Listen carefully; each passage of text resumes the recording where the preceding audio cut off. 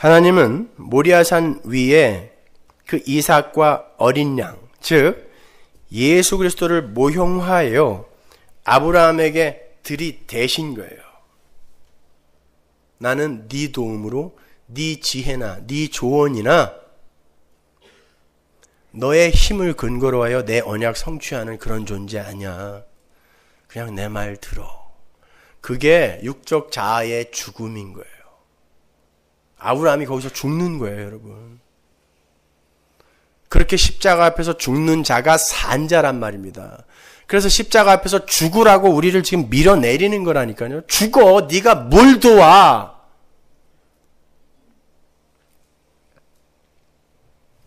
근데 상을 받겠다뇨.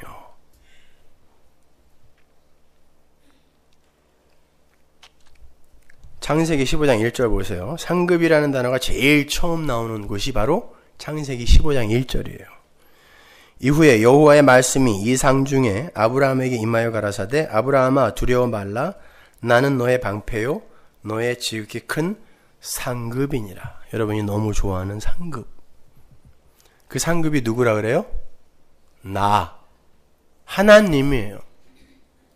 내가 네 상급이다 그래요. 인간이 하나님과의 관계 단절의 순간부터 그때부터 이 사망의 세상 속에서 고통을 받으며 살게 되었죠. 그죠?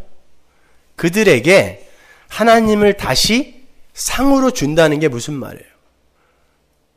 내가 니들은 나를 떠났지만 나는 너희들을 끝까지 쫓아가서 나와 연합시킬 거야. 이게 상이라는 단어의 뜻이에요. 내가 상이다라는 말이 그 말이라니까요. 니들은 날 떠나서 나와 관계가 단절됨으로 말미암아 니들이 사망의 증상 속에서 이렇게 고통당하고 있는데 나는 쫓아가서 너희들 안에 들어가고 말 거야. 아브라함아 내가 너의 상급이다가 그 말이란 말입니다. 그게 모리아산 위에서 성취가 된 거란 말입니다. 하나님이 상이에요. 그러니까 상은 우리가 뭘 잘해서 주어지는 것도 아니고 우리가 못한다고 깎이는 게 아니에요. 하나님이 우리를 덥석 붙드는 순간 상을 받은 거예요. 그게. 천국에 상급의 차등이 없다는 걸 가장 잘 보여주는 게 예수님의 포도원 일꾼의 비유예요. 마태복음 20장에 나오죠. 이 위에 보면 각기 다른 시간에 부름을 받고 포도원에서 일한 일꾼들이 등장해요. 아침 6시, 저녁 5시. 이건 뭐 그들이 한 수고를 차등 있게 구별을 하면 상대가 안 되는 거죠. 새벽부터 일한 사람과 저녁 때 와서 잠깐 1시간 일한 사람과 어떻게 같은 상을 받아요? 인본주의적 관점으로 보면. 근데 주인이 똑같이 줬다니까요. 한 데나리온씩. 왜? 그걸 상으로 계약했거든요. 그런데 생각해 보세요. 주인이 안 불렀으면 그들은 그냥 전부 저 홈디포 앞에 멕시칸들처럼 하루 종일 거기서 맥주나 마시면서 노닥이다가 들어가야 돼요. 그러면 그날 식구들 다 굶는 겁니다. 그런데 은혜로 어떤 사람이 와서 자기를 불러줬어요. 얼마 줄 거예요? 한 데나리온. 예, 하루 일당 맞네요. 그리고 갔어요. 감사한 마음으로 일하면 되는 거예요. 그런데 이 사람이 배가 부르니까 하나님이 출애굽기에서 경고하시죠. 니들 배 부르면 반드시 나 떠난다. 그리고 니들 배 부르고 등 따수면은 니들에게 주어진 게 전부 니들 노력으로 된 걸로 니들은 분명히 착각할 거라고 이야기하죠. 그 이야기예요. 배 부르고 등 따스워서 이제 보상이, 자기의 주어질 보상이 이제 확정이 되는 순간 남들과 자기를 비교를 하는 거예요. 나는 이렇게 많이 일했고 쟤는 조금 일했는데 왜 똑같은 월급을, 일당을 주냐는 거죠. 요게 상급 차등론을 주장하는 이들의 똑같은 사고방식인 거예요.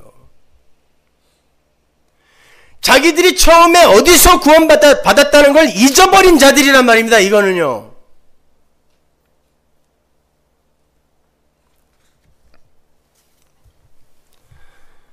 마치 제가 구해준 2마리의 개미가 자기들이 어떤 지경에서 건짐을 받은 것인지를 잊어버리고 자기들끼리 열심히 일을 해놓고는 저에게 차등 있는 상을 달라고 요구하는 거랑 똑같은 거예요.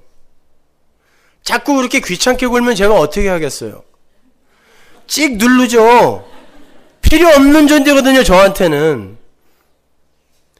인간에게 개미가 없어도 되는 존재예요. 하나님에게 인간 없어도 되는 존재란 말입니다. 우리는 여전히 하나님의 자리에 있는 거예요. 아닌 것 같으세요? 분명히 그렇죠. 그죠?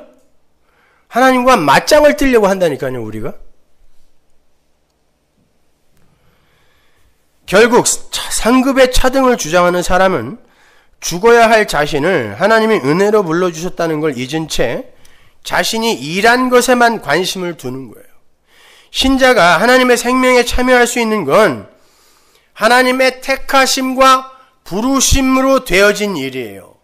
전적인 하나님의 은혜란 말입니다. 하나님이 불러주시지 않았다면 우리는 본질상 진노의 자식이기 때문에 영원한 멸망에 처해질 수밖에 없는 거예요. 이 점을 명심한다면 신자는 그저 하나님의 불려주신 은혜로 감사할 수밖에 없는 거예요. 하나님의 불러주신 은혜 안에서는 무엇을 해도 일을 한 게 아닌 거예요. 일을 한 게 아니기 때문에 보상이라는 단어 자체가 어불성설인 것입니다. 달란트의 비유에서도 장사를 해서 이문을 남긴 자들이 주인에게 상을 받았다 그러지 많이 남긴 자에게 상을 더 많이 줬다라고 이야기하지 않잖아요. 상만 주는 거예요, 그냥.